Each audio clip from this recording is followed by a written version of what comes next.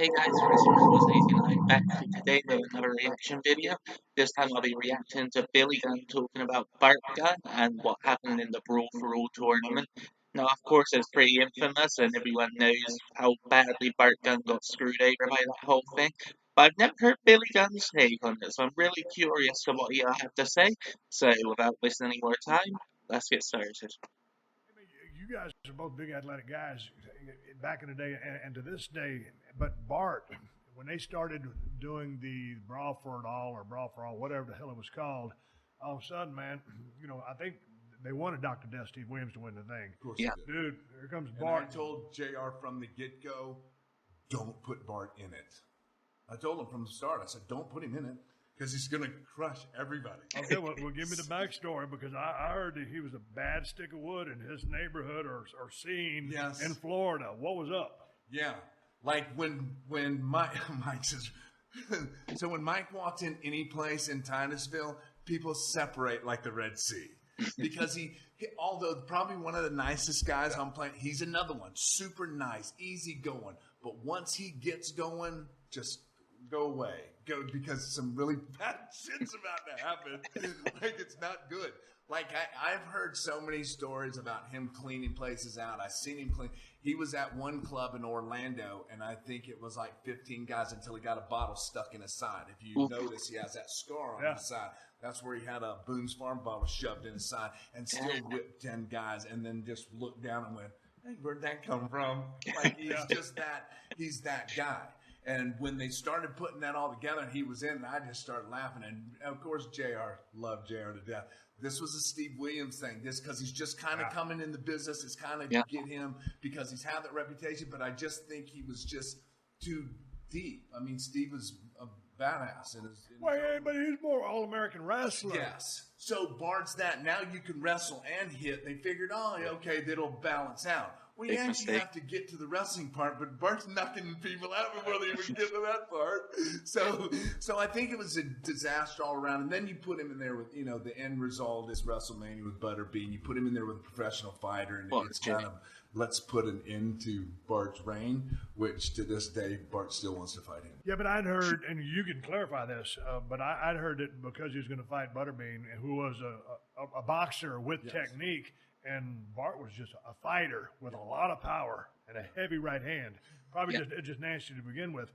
But I'd heard that he had started taking some boxing lessons. That's got in his head. Exactly. That's exactly where everything went awry. There was no part of boxing and no part of finesse, and it was, okay, ding, ding, and start swinging. So whenever they started to set this up, they said, hey, we're going to get you ready for this. We're going to have you go do less. So now he's taking boxing lessons. So he comes out trying to box, and Butterbean, just ducks his heads and slings them.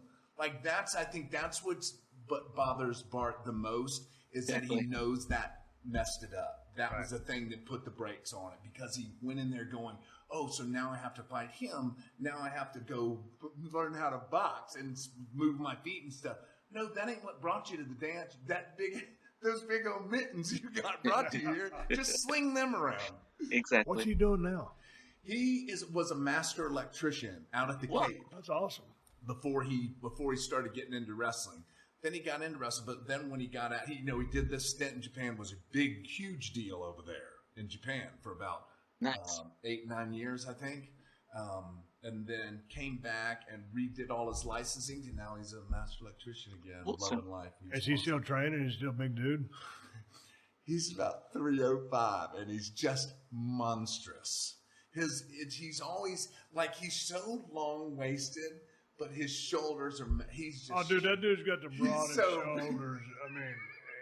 He's so big. His frame. Yes. It's like an NFL defensive end frame. I mean, you can see him on TV, but yeah, if he filled out that frame, I can imagine. Yeah.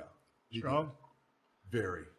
He's always been very strong. Is he done? He's not going back and forth to Japan anymore? No, he doesn't do it. He's happy? No, he don't care. We do a couple of signings once in a while. If he wants to, he'll do some signings, but he's over it. He's done. He's happy. He's got his life.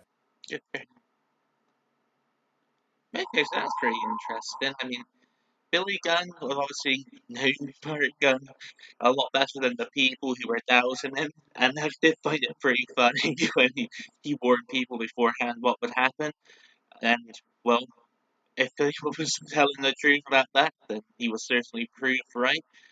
The butterbean thing was just incredibly stupid and done out of spite. I didn't particularly care in terms of being a fan of Bart Gunn either way, but they still didn't really dirty with that, and I can understand why he wanted a second shot butterbean, but just the whole thing from start to finish was a dreadful idea, ruined careers, people got injured, just a disaster from start to finish. But I do always like hearing people who were there at the time talk about it as well. So it was interesting hearing Billy Gunn's take on not just the tournament, but on Bart Gunn as well. So yeah, that's it for this reaction video. Thank you for watching as always. Be sure to like, subscribe, and click the notifications bell so you never miss an upload. This is Wrestling Rambles 89, signing off.